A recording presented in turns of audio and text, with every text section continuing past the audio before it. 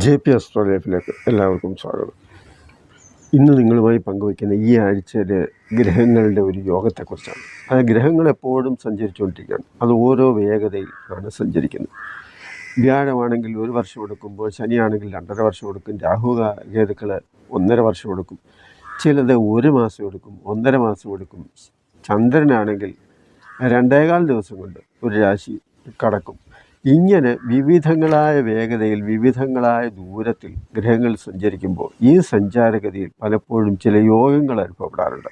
അങ്ങനെ ഒരു യോഗമാണ് ഈ ആഴ്ച ചില രാശിക്ക് അനുഭവപ്പെടുന്ന അഖണ്ഡ സാമ്രാജ്യ യോഗം. ഈ അഖണ്ഡ സാമ്രാജ്യ യോഗം എന്ന് പറയുമ്പോൾ തന്നെ വളരെ മെച്ചപ്പെട്ട അല്ലെങ്കിൽ രാജ്യാന്തര തലത്തിൽ അറിയപ്പെടുന്ന ഒരു യോഗമാണ് എന്ന് പേരുകൊണ്ട് സൂചിപ്പിക്കാമെങ്കിലും ഇവിടെ പറയുന്നത് അത്തരത്തിലുള്ള ഒരു അനുഭവമൊന്നും ഉണ്ടാകണമെന്നില്ല. ജാതകത്തിൽ അങ്ങനെ പ്രസിദ്ധരായ പലർക്കും ഈ അഖണ്ഡ സാമ്രാജ്യ യോഗം അനുഭവപ്പെട്ടിട്ടുണ്ട്. നമ്മുടെ പ്രധാനമന്ത്രിക്ക് പോലും അഖണ്ഡ സാമ്രാജ്യ യോഗം ഉണ്ടെന്നാണ് ജ്യോതിഷികൾ പറയുന്നത്. ഞാൻ അദ്ദേഹത്തിൻ്റെ ജാതകം കണ്ടിട്ടുമില്ല, ജനനതീയതി സമയം അറിയുകയില്ല. അപ്പോൾ ഞാൻ പറഞ്ഞത് അത്തരത്തിൽ ഉള്ള അനേകം യോഗങ്ങളിൽ, അതായത് കേസരി യോഗം, അതുപോലെ പഞ്ചമഹാപുരുഷ യോഗം, വിദ്യായോഗം, രാജയോഗം, സാമ്രാജ്യയോഗം, ചക്രവർത്തി യോഗം, ഇങ്ങനെ ഒരുപാട് യോഗങ്ങളുള്ളതിൽ ഈ 9, 10 സെപ്റ്റംബർ മാസം 9, 10, 11 തീയതികളിൽ ഗ്രഹങ്ങളുടെ സഞ്ചാരം മൂലം ഉണ്ടാകുന്ന ഒരു യോഗമാണ് അഖണ്ഡ സാമ്രാജ്യ യോഗം. ഈ യോഗം അഖണ്ഡ സാമ്രാജ്യ യോഗം എന്ന് പറയുന്ന വിധത്തിൽ അനുഭവപ്പെട്ടില്ലെങ്കിലും കുറേയേറെ പ്രയോജനം ഉണ്ടാകുന്ന ഒരു യോഗമാണ് എന്നുള്ളതാണ്. ആ യോഗത്തിൻ്റെ ലക്ഷണം എന്താണ് എന്ന് ഞാൻ പറയാം.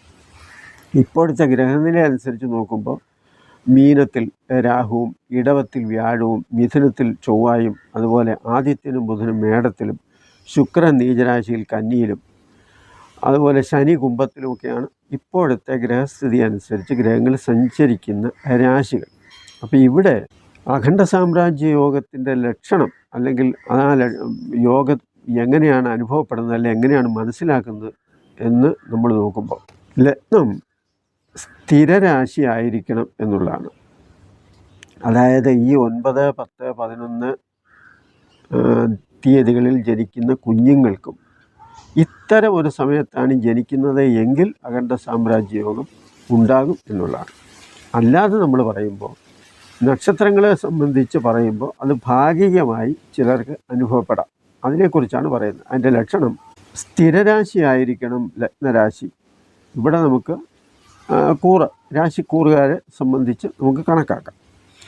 2ാം ഭാവാധിപനും 11ാം ഭാവാധിപനും 9ാം ഭാവാധിപൻ, അതായത് 2, 11, 9 ഈ ഭാവാധിപന്മാരിൽ ആരെങ്കിലും ഒരാളെങ്കിലും ചന്ദ്രൻ്റെ കേന്ദ്രത്തിൽ നിൽക്കണം എന്നുള്ളതാണ്. ഇനി 2, 5, 11 ഭാവാധിപന്മാർ, അതായത് 2ാം ഭാവത്തിൻ്റെ അധിപനോ 5ാം ഭാവത്തിൻ്റെ അധിപനോ 11ാം ഭാവത്തിൻ്റെ അധിപനോ ഏതെങ്കിലും ഒരു രാശിയുടെ അധിപൻ വ്യാഴമായിരിക്കണം എന്നുള്ളതാണ്. അങ്ങനെ സ്ഥിരരാശി ജനിക്കണം. അതുപോലെ 2, 9, 11 ഈ ഭാവാധിപന്മാർ ചന്ദ്രൻ്റെ കേന്ദ്രഭാവത്തിൽ വരണം. 2, 5, 11 ഭാവത്തിലായിട്ട് അധിപനായിട്ട് വ്യാഴം വരണം. അങ്ങനെയൊക്കെ വരികയാണെങ്കിൽ, അതുപോലെ കേന്ദ്രത്തിലും വരണം. ഇങ്ങനെ വരികയാണെങ്കിൽ മാത്രമേ ഈ യോഗം അനുഭവപ്പെടുകയുള്ളൂ. അല്ലെങ്കിൽ ഈ യോഗത്തിൻ്റെ ലക്ഷണം അതാണ്. ഇവിടെ നമ്മൾ പരിശോധിക്കുമ്പോൾ 2ാം ഭാവാധിപൻ വ്യാഴമാണ്. ഈ വ്യാഴം 7ാം ഭാവത്തിൽ വന്നു എങ്കിൽ 2ാം ഭാവാധിപൻ കേന്ദ്രസ്ഥിതിയിലാണ് എന്ന് നമുക്ക് പറയാൻ പറ്റും. അതുപോലെ 11ാം ഭാവാധിപൻ ബുധനാണ്. ആ ബുധൻ കേന്ദ്രഭാവരാശി എന്ന് പറഞ്ഞാൽ ചിങ്ങൻ രാശിയിൽ 10ാം ഭാവത്തിൽ വരുമ്പോൾ 2, 5, 11 ഇതിൻ്റെ ആധിപത്യം ഗുരുവിനാണല്ലോ. ഇവിടെ 2ൻ്റെയും 5ൻ്റെയും ആധിപത്യം വ്യാഴത്തിന് വരണം. ഇങ്ങനെ എല്ലാം കൂടി ഒത്തുചേർന്ന ഒരു രാശി ഏതാണ് എന്ന് ചോദിച്ചാൽ വൃശ്ചികൻ രാശിയാണ്. നിങ്ങൾക്ക് തന്നെ പരിശോധിക്കാം. കാരണം ജ്യോതിഷം പഠിക്കുന്നവർക്കും അതുപോലെ തന്നെ അതുമായി ബന്ധമുള്ളവർക്കുമൊക്കെ പരിശോധിച്ച് നോക്കാവുന്ന കാര്യമാണ്. അപ്പോൾ അങ്ങനെ വരുമ്പോൾ വൃശ്ചികം രാശി എന്ന് പറയുമ്പോൾ വിശാഖം, അനിഴം, കേട്ട ഈ 2.25 നക്ഷത്രത്തിൻ്റെ, വിശാഖത്തിൻ്റെ 4ാം പാദം, അനിഴവും കേട്ടയും ഈ 2.25 നക്ഷത്രങ്ങളുടെ രാശിയാണ് വൃശ്ചികൻ രാശി. ഇനി വൃശ്ചികൻ രാശിയിൽ ഇങ്ങനെ വരുമ്പോൾ ആ വൃശ്ചികൻ രാശിക്കാർക്ക് വരുന്ന ഗുണങ്ങൾ എന്താണ്, അല്ലെങ്കിൽ അങ്ങനെയുള്ളതിൻ്റെ ലക്ഷണങ്ങൾ എന്താണ്, ഫലം എന്താണ്, സൂചന എന്താണ്, അത്തരം കാര്യങ്ങളിലേക്ക് നമ്മൾ പോകുമ്പോൾ 7ാം ഭാവത്തിലെ വ്യാഴം, അതാണല്ലോ വൃശ്ചികൻ രാശിക്ക് ഇടവൻ രാശിയിൽ നിൽക്കുന്ന വ്യാഴം എന്ന് പറയുമ്പോൾ 7ാം ഭാവത്തിലാണ്. അപ്പോൾ ആ 7ാം ഭാവത്തിലെ വ്യാഴം ബുദ്ധിസാമർത്ഥ്യത്തെയും സർവകാര്യ ജയത്തെയും, കാരണം മാർഗസ്ഥാനം കൂടിയാണ്, ഉന്നത പദവിയെയും അതുപോലെ സ്ഥാനമാനങ്ങളെയും ഭാര്യാപുത്രാദികളുമായുള്ള സുഖജീവിതം, അവരുടെയൊക്കെ സുഖം, അതുപോലെ വിദേശത്ത് നിന്നും അന്യനാട്ടിൽ നിന്നുമൊക്കെ പല സഹായങ്ങൾ ലഭിക്കുക, ലക്ഷ്യപ്രാപ്തിയിലേക്ക്, അത് മാർഗസ്ഥാനമായതുകൊണ്ട് വിജയം കണ്ടെത്താനുള്ള പരിശ്രമത്തിലേക്ക് മുന്നേറുക, സുഖസൗകര്യങ്ങൾ, സൗഭാഗ്യം എന്നിവയൊക്കെ ഉണ്ടാകുന്ന സാഹചര്യം ഉണ്ടാവുക, ഇതെല്ലാം. അതുപോലെ വാക്സാമർത്ഥ്യം, 7ാം ഭാവം, ഉപദേശം കൊടുക്കൽ, വ്യാഴമാണല്ലോ. അപ്പോൾ ഒരു അഡ്വൈസറായിട്ട് വേണമെങ്കിലും ഈ ഉപദേശകനായിട്ട് വേണമെങ്കിലും നിൽക്കാൻ സാധിക്കും എന്നുള്ളതാണ്. അപ്പോൾ എല്ലാ കാര്യങ്ങളെക്കുറിച്ചും സാമാന്യമായ ഒരു ബോധം ഉണ്ടാകുന്ന ഒരു സാഹചര്യം, അതാണ് 7ാം ഭാവത്തിലെ വ്യാഴത്തിൻ്റെ ഗുണം. ഇനി 11ാം ഭാവാധിപൻ ആരാണ് എന്ന് ചോദിച്ചാൽ 10ൽ നിൽക്കുന്ന ബുധനാണ്. ആ ബുധൻ വിദ്യയെ സൂചിപ്പിക്കുന്നതാണല്ലോ ബുധൻ. അപ്പോൾ വിദ്യാഗുണം, വിദ്യാഭ്യാസത്തിന് തക്കതായ ജോലി ലഭിക്കുക, ഉന്നത പദവി ഉണ്ടാവുക, തൻ്റെ കീഴിൽ ഉള്ളവർക്ക് വേണ്ടി, അതായത് ഉന്നത പദവിയിലും നല്ല വിദ്യാഭ്യാസം അനുസരിച്ചുള്ള ഉദ്യോഗത്തിൽ ഇരിക്കുന്നവർ താഴെയുള്ളവരെ ഉപദേശം ചെയ്യുക, അവർക്ക് നിർദ്ദേശം കൊടുക്കുക, അതുപോലെ തന്നെ പരിശീലനം, ട്രെയിനിങ് കൊടുക്കുക, ഇങ്ങനെയൊക്കെ ഉള്ള ഒരു സാഹചര്യത്തിലേക്ക് എത്തുന്ന ഒരു കാര്യമാണ് ഈ 10ാം ഭാവത്തിൽ കർമ്മസ്ഥാനത്ത് നിൽക്കുന്ന ബുധൻ. ആ ബുധന് ആദിത്യൻ്റെയും കൂടി യോഗമുണ്ട്, അതുകൊണ്ട് നിപുണ യോഗം കൂടിയാണെന്ന് കൂടി ഓർക്കണം. മികച്ച അധ്യാപകന്, അതുപോലെ CA പഠിക്കുന്നവർക്ക്, CAക്കാർക്ക്, അങ്ങനെയുള്ളവർക്കൊക്കെ വളരെ മെച്ചപ്പെട്ട ഒരു സമയം. അതുപോലെ ബാങ്കിങ് ജോലി, ബാങ്ക്, സാമ്പത്തിക ഇടപാടുകൾ, അത്തരത്തിൽ കാര്യങ്ങൾ കൈകാര്യം ചെയ്യുന്നവർ, ഷെയർ മാർക്കറ്റ്, ബാങ്കിങ്, ഇങ്ങനെയൊക്കെയുള്ള കൊടുക്കൽ വാങ്ങൽ കാര്യങ്ങൾ, അങ്ങനെയൊക്കെ ഉള്ളവർക്ക് ഉയർച്ച ഉണ്ടാകാം. ഉന്നത വിദ്യാഭ്യാസത്തിന് ശ്രമിക്കുന്നവർക്കും അതുപോലെ ഉന്നത വിദ്യാഭ്യാസത്തിന് പഠിച്ചുകൊണ്ടിരിക്കുന്നവർക്കും നല്ല നിലയിലുള്ള റിസൾട്ട് കിട്ടാനുള്ള ഒരു സാധ്യത. അതുപോലെ മാത്സ് വിഷയമായിട്ട്, കണക്ക് പ്രധാന വിഷയമായി പഠിച്ച അങ്ങനെയുള്ളവർക്ക്, അധ്യാപകർക്ക്, ഇങ്ങനെയുള്ളവർക്കെല്ലാം ഒരു നല്ല സമയം. ഇതെല്ലാം ബുധൻ്റെ കീഴിൽ വരുന്നതാണ്.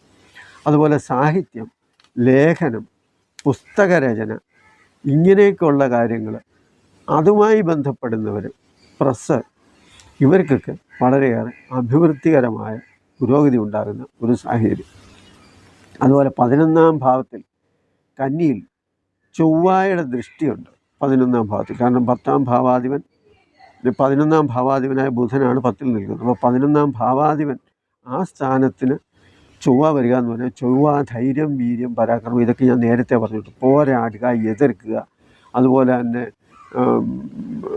ഫൈറ്റ് ചെയ്ത് ജയിക്കുക. അപ്പോൾ അങ്ങനെയൊക്കെ ഉള്ളൊരു സാഹചര്യം വരുമ്പോൾ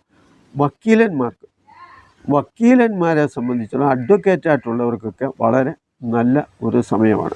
പ്രമാദമായ കേസുകളിലൊക്കെ വിജയവും പുരോഗതിയും ഒക്കെ ഉണ്ടാകാവുന്ന ഒരു സാഹചര്യം ഉണ്ടാകും എന്നുള്ളതാണ്. ഇനി 5ാം ഭാവാധിപത്യമുള്ള വ്യാഴത്തെ സംബന്ധിച്ച് പറയുമ്പം അത് മന്ത്രിസ്ഥാനത്തെയും ഉന്നത പദവിയെയും അങ്ങനെയൊക്കെ സൂചിപ്പിക്കും. 5ാം ഭാവാധിപത്യമുള്ള വ്യാഴമാണല്ലോ 7ാം ഭാവത്തിൽ നിൽക്കുന്നത്. പക്ഷേ ഇവിടെ എടുത്തു പറയത്തക്ക ഒരു കാര്യം എന്താണെന്ന് ചോദിച്ചാൽ, 5ാം ഭാവത്തിൽ, 5ാം ഭാവാധിപനാണ് വ്യാഴം, അത് 7ലാണ് നിൽക്കുന്നത്, വളരെ നല്ല കാര്യം. പക്ഷേ 5ാം ഭാവത്തിൽ രാഹു നിൽപ്പുണ്ട്. ഈ രാഹുവിൻ്റെ ഒരു സ്ഥിതി എന്താണെന്ന് ചോദിച്ചാൽ, അത് 5ാം ഭാവമായതുകൊണ്ട് തന്നെ മനസ്സിന് പ്രയാസം നേരിടുന്ന പല സംഭവങ്ങളും ഉണ്ടാകാം. അതുപോലെ തന്നെ സന്താനങ്ങളുമായ കാര്യത്തിലും പ്രയാസം നേരിടാം. അത് എന്താണെന്ന് ചോദിച്ചാൽ, ഈ രാഹുവിനെ സംബന്ധിച്ചുള്ള ചില കാര്യങ്ങൾ നമുക്കിവിടെ സൂചിപ്പിക്കേണ്ടി വരും. രാഹുവിൻ്റെ പ്രത്യേകത എന്താണെന്ന് ചോദിച്ചാൽ, സോഷ്യൽ മീഡിയയും അതുപോലെ തന്നെ പത്രമാധ്യമങ്ങളും TV ചാനലും ഇങ്ങനെയുള്ളതെല്ലാം വളരെയേറെ സജീവമാകുന്ന ഒരു കാലഘട്ടം എന്നുള്ളതാണ്. അതൊക്കെയാണ് രാഹുവിൻ്റെ ഒരു പ്രത്യേകത. അതായത് യാഥാർത്ഥ്യങ്ങളിൽ നിന്നും മാറി ഒരു മായയായി കാര്യങ്ങളെ തോന്നിപ്പിക്കുക, അതായത് ഉള്ളത് മറച്ചു വയ്ക്കുക, ഇല്ലാത്തതിനെ ഉണ്ടാക്കിയെടുക്കുക എന്നൊക്കെയാണ് അതിൻ്റെ അർത്ഥം.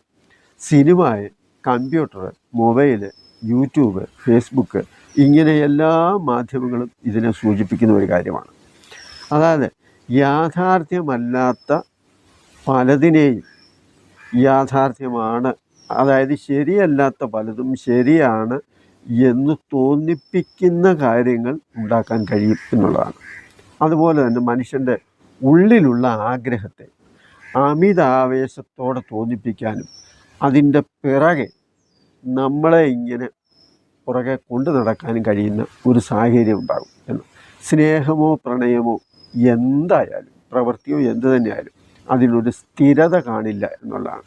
അപ്പോൾ സ്ഥിരതയില്ലാത്ത പ്രണയം, പ്രേമം, അതുപോലെ തന്നെ വഴിവിട്ട രീതിയിലുള്ള കാര്യങ്ങൾ, ഇതെല്ലാം തന്നെ ഈ രാഹുവിനെ സംബന്ധിച്ച് ഉള്ള ഒരു കാര്യമാണ്. അപ്പോൾ ഇതിനെല്ലാം തന്നെ വളരെ പ്രാധാന്യമുള്ള കുറേ ദിവസമാണ് ഇപ്പോൾ നമ്മൾ കടന്നു പോകുന്ന ഒരു സാഹചര്യം എന്നുള്ളതാണ്. അത് ഈ രാഹുവിൻ്റെ ഒരു പ്രത്യേകത കൂടിയാണ് എന്നുള്ളതാണ്. രാഹു ഒരു പവറാണ് എന്ന് പറയാം. ഈ പവറിന് ഏതാണോ സ്ഥാനം, എവിടെയാണോ നിൽക്കുന്നത്, ഏതുമായിട്ടാണോ ബന്ധം വരുന്നത്, അതുമായി ബന്ധപ്പെട്ടും അതുമായുള്ള പ്രവർത്തനത്തിലും അത് ശക്തി പ്രാപിച്ച് മുന്നോട്ട് പോകും എന്നുള്ളതാണ്. കാരണം ആ പവർ കൊണ്ട് ഏതിനെയും സ്വാധീനിക്കാൻ കഴിയുന്നു എന്നുള്ളതാണ്. അതിന് യാഥാർത്ഥ്യവുമായോ സത്യവുമായോ അല്ലെങ്കിൽ സ്ഥിരതയുമായോ ഒന്നും ബന്ധം വേണം എന്നുള്ളതില്ല. വക്രബുദ്ധിയും വളഞ്ഞ ബുദ്ധിയും ഇതെല്ലാം ഒരു മായയായി തന്നെ നമ്മളെ തോന്നിപ്പിക്കുന്ന രീതിയിൽ പ്രവർത്തിക്കാൻ കഴിയുന്ന ഒരു ഗ്രഹമാണ് രാഹു. രാഹുവിൻ്റെ ഇത്രയും കാര്യങ്ങൾ പറഞ്ഞ് എന്തിനാണെന്ന് ചോദിച്ചാൽ, രാഹുവിനെക്കുറിച്ച് പലരും അത് സർപ്പദോഷം അങ്ങനെയാണ് ഇങ്ങനെയാണ് എന്ന് മാത്രമൊന്നുമില്ല, രാഹുവിന് ഒരുപാട് കാര്യങ്ങൾ രാഹുവിൻ്റെ പിന്നിലുണ്ട്. അതുകൊണ്ട് സൂചിപ്പിച്ചാണ്. അപ്പോൾ ഈ പറഞ്ഞു വന്നത് ഇങ്ങനെ പല കാര്യങ്ങളും ഇതിൻ്റെ പിന്നിൽ ഉണ്ട് എന്നുള്ള. അപ്പോൾ സ്വാഭാവികമായിട്ട് സത്യസന്ധതയില്ലാത്ത ഒരു സാഹചര്യം ഉണ്ടാക്കുക, അതനുസരിച്ച് കാര്യങ്ങൾ പ്ലാൻ ചെയ്യുക, അതിൻ്റെ പുറകെ ആരോപണങ്ങളെ, കുറ്റപ്പെടുത്തലുകളെ, പ്രത്യക്ഷത്തിൽ ശരിയല്ലെന്ന് തോന്നുന്ന കാര്യങ്ങളെ, ഇങ്ങനെയൊക്കെയുള്ള അത്തരത്തിൽ കാര്യങ്ങളുടെ ഒരു ആരോപണം അല്ലെങ്കിൽ ഇതൊക്കെ നേരിടുന്ന ഒരവസ്ഥ, ഇതാണ് ഈ രാഹുവിൻ്റെ ഒരു പ്രത്യേകത പറഞ്ഞത്. ഇനി 7ാം ഭാവാധിപനായി ഇപ്പം ഞാൻ ഈ യോഗം പറഞ്ഞു വന്നപ്പോൾ, അഖണ്ഡ സാമ്രാജ്യ യോഗം പറഞ്ഞു വന്നപ്പോൾ രാഹുവിനെക്കുറിച്ച് സൂചിപ്പിച്ചു എന്നേ ഉള്ളൂ. ഈ 7ാം ഭാവാധിപനായ ശുക്രൻ, അതിൻ്റെ കാര്യം നോക്കുമ്പോൾ നിങ്ങൾ പറയും ശുക്രൻ നീചനാണല്ലോ എന്ന്. കാരണം 7ാം ഭാവാധിപനായ ശുക്രൻ, വൃശ്ചികൻ രാശിക്ക് 7ാം ഭാവാധിപനാണല്ലോ ശുക്രൻ. പക്ഷേ 7ാം ഭാവത്തിൽ 2ാം ഭാവാധിപനോ 5ാം ഭാവാധിപനോ വ്യാഴം നിൽക്കുന്നു എന്നുള്ളത് വേറൊരു കാര്യം. അപ്പോൾ ഈ ശുക്രൻ നീചനാണെങ്കിലും ആ ശുക്രൻ നിൽക്കുന്നത് 11ാം ഭാവത്തിൽ കന്യരാശിയിലാണ്. കന്യരാശിയാണല്ലോ ശുക്രൻ്റെ നീച രാശി. അപ്പോൾ 11ാം ഭാവം എന്ന് പറയുന്നത് പാപഗ്രഹങ്ങളായാലും ശുഭഗ്രഹങ്ങളായാലും എങ്ങനെയുള്ള ഗ്രഹങ്ങളായാലും അതിൻ്റെ ഇഷ്ടഭാവങ്ങളിൽ ഏറ്റവും പ്രധാനപ്പെട്ട ഒന്നാണ് 11ാം ഭാവം. അതുകൊണ്ട് 11ാം ഭാവത്തിൽ നിൽക്കുന്ന ശുക്രൻ നീചനാണെങ്കിലും അത് ദോഷമൊന്നും ചെയ്യുന്നില്ല എന്ന്. അതായത് സുഖ സൗകര്യങ്ങൾക്കും അതുപോലെ തന്നെ നല്ല കാര്യങ്ങൾക്കും സന്തോഷമുണ്ടാകുന്ന കാര്യങ്ങൾക്കും ഭാവിക്കുമൊക്കെ കോട്ടം തട്ടാവുന്ന, നിലനിൽപ്പിന് തന്നെ കോട്ടം തട്ടാവുന്ന സാഹചര്യങ്ങൾ ഉണ്ടായാലും 11ാം ഭാവമായതുകൊണ്ട് അത്ര വലിയ പ്രശ്നമൊന്നുമില്ല എന്നുള്ളതാണ് ഇവിടെ ആ 11ാം ഭാവം കൊണ്ട് സൂചിപ്പിച്ചത്. ഇനി മറ്റൊരു കാര്യം നിങ്ങൾക്ക് സംശയം തോന്നാവുന്ന ഒരു കാര്യം എന്താണെന്ന് ചോദിച്ചാൽ, വൃശ്ചികൻ രാശിയുടെ കാര്യമാണ് പറഞ്ഞത്. വൃശ്ചികൻ രാശി എന്ന് പറയുമ്പം വൃശ്ചികൻ രാശിയിലെ ചന്ദ്രൻ, അതാണല്ലോ പ്രധാനം. അപ്പം വൃശ്ചികൻ രാശിയിൽ ചന്ദ്രൻ നിൽക്കുന്ന ആ സമയം അനുസരിച്ച് നമ്മളിവിടെ കാര്യം പറയുമ്പോൾ വൃശ്ചികൻ രാശി ചന്ദ്രൻ്റെ നീചരാശി അല്ലേ എന്നൊരു ചോദ്യം സാധാരണ ജ്യോതിഷം പഠിക്കുന്നവർക്കുണ്ടാകാം. അപ്പോൾ അങ്ങനെ വരുമ്പോൾ അതിൻ്റെ ഉച്ചരാശി എന്ന് പറയുന്നത് ഇടവൻ രാശിയാണ്, 7ാം രാശിയാണ്. ചന്ദ്രൻ നിൽക്കുന്ന വൃശ്ചികൻ രാശി നീചരാശിയുമാണ്, അതിന് തർക്കമൊന്നുമില്ല. അപ്പോൾ അങ്ങനെയാണെങ്കിൽ ചന്ദ്രനെ കൊണ്ട് ഗുണമുണ്ടാകുമോ? ചന്ദ്രൻ മനസ്സിനെയും മാതാവിനെയും സ്ത്രീകളെയും ഒക്കെ സൂചിപ്പിക്കുന്ന ഒരുപാട് കാരകത്വം ഉണ്ടല്ലോ. അപ്പോൾ അതനുസരിച്ച് ഗുണമുണ്ടാകുമോ എന്നൊരു ചോദ്യം ചോദിക്കുമ്പോൾ ചന്ദ്രൻ്റെ ബലം നമ്മൾ പരിശോധിക്കണം എന്നുള്ളതാണ്. അപ്പോൾ അഷ്ടമി എന്ന് പറയുമ്പോൾ സ്വാഭാവികമായിട്ടും അത് മധ്യബലവാനാണ്. അപ്പോൾ അതുകൊണ്ട് ചന്ദ്രന് പകുതി ബലം തീർച്ചയായും ഉണ്ട്. ഇനി മറ്റൊരു കാര്യം, ചന്ദ്രൻ നീചരാശിയാണെങ്കിലും ചന്ദ്രൻ നിൽക്കുന്ന രാശിയുടെ അധിപൻ ചൊവ്വയാണ്.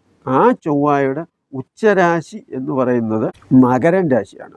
മകരൻ രാശിയുടെ അധിപൻ ശനിയാണ്. ആ ശനി വൃശ്ചികൻ രാശിയുടെ കേന്ദ്രഭാവത്തിൽ മൂലത്രികോണ രാശിയിൽ നിൽക്കുന്നത് കൊണ്ട് തന്നെ നമ്മൾ പലപ്പോഴും പറയാറുള്ളത് പോലെ നീചഭംഗത്തിൻ്റെ ഒരു സൂചന, ഇവിടെ ലഭിക്കുന്നുണ്ട്. അതുകൊണ്ട് തന്നെ തുടക്കത്തിൽ ഇത് അല്പം മോശമായിട്ടൊക്കെ അനുഭവപ്പെട്ടാലും ശരി, അത് മുന്നോട്ടുള്ള ഗതിയിൽ ഈ പറയുന്ന അഖണ്ഡ സാമ്രാജ്യ യോഗം പൂർണ്ണമായും അനുഭവപ്പെട്ടില്ലെങ്കിലും അതൊരു നല്ല ലക്ഷണമായി നമുക്ക് കരുതാം എന്നുള്ളതാണ്. ഇനി അഖണ്ഡ സാമ്രാജ്യ യോഗം എന്നിവിടെ ഈ യോഗത്തിന് പേരുണ്ടെങ്കിലും ലോകം കീഴടക്കുന്ന യോഗമാണോ എന്ന് ചിലർ ചോദിക്കാം.